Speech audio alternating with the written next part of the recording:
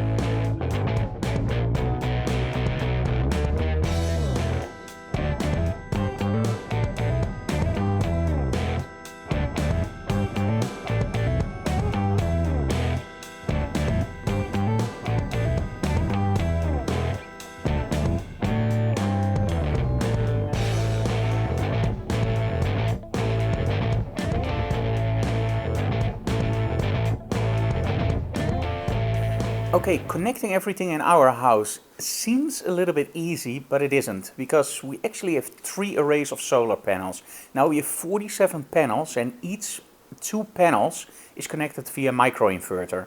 Now we also have 2 buildings, so we have the building behind our house and our house itself. So in our house we have 2 arrays of solar panels, one on the garage, one on our house, and we also have from the building behind our house, but that's a separate cabinet. So what they have to do for the Maxim is actually connect the solar panels from the garage and the house straight into the Maxim.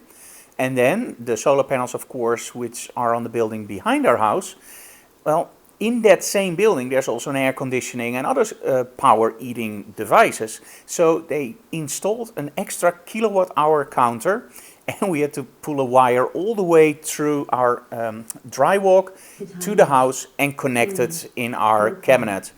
Now, the Maxim is still not working 100%. Now, in the future, what the Maxim will actually be able to do, and that's really cool, also when you look back at Electrifying the DOORhofs Part 1, is that it will balance. So in other words, if we have 11 kilowatt hours on our solar, we need in our house about 2 kilowatt hours. It knows that we now have 9 kilowatt hours left.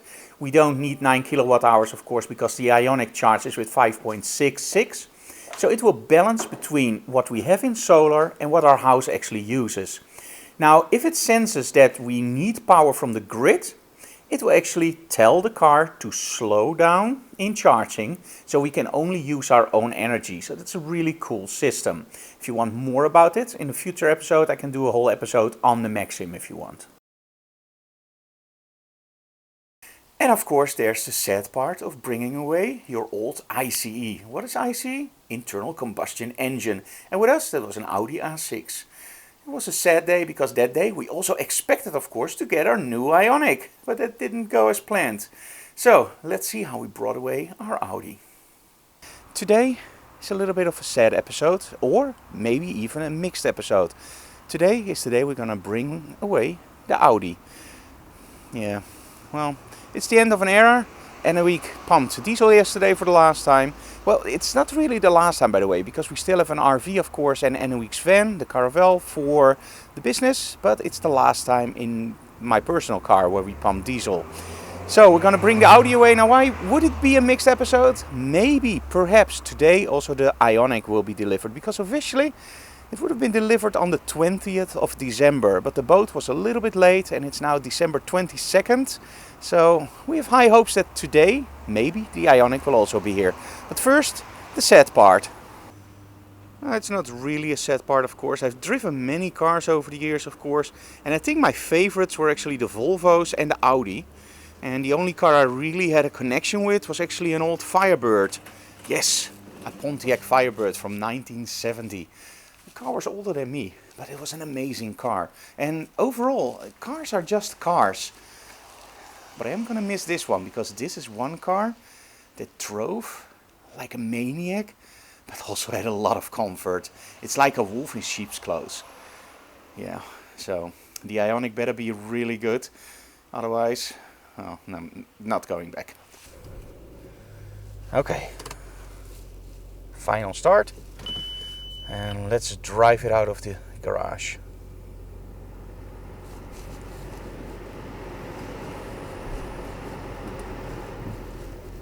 And we're gonna go to Nijkerk to bring the car away.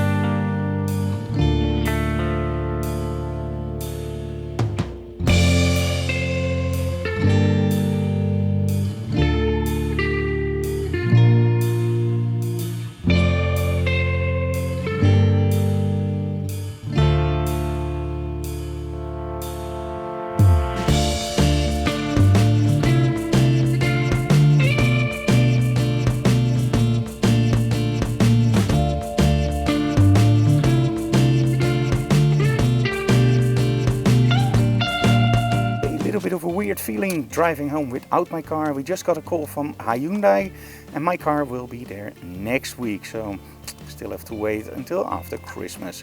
That's going to be very close to the new year, so yeah. Sometimes you're lucky, sometimes you're not. So now we're going back home and then, well, enjoying Christmas.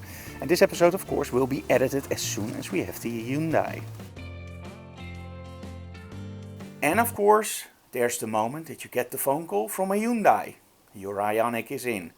So let's hope that happens today.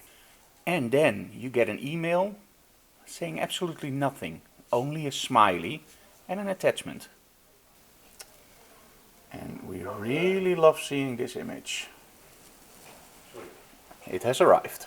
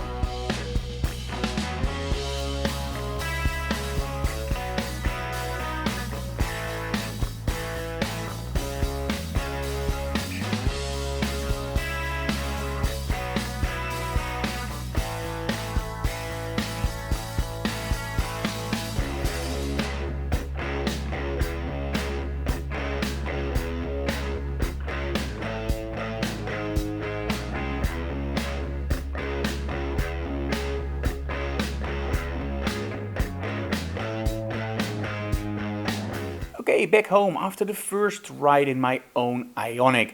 Now, I couldn't keep the car because they still have to make it drive ready, so they have to place the mats, they have to make it nice and proper. And, well, we still have to get license plates, of course. But tomorrow at 10 o'clock we can pick it up. My first experience with the Ioniq was already very positive during the test drive. Now that we have our own version, the premium, I can only say this is a really nice car. So expect a full review, a review very soon.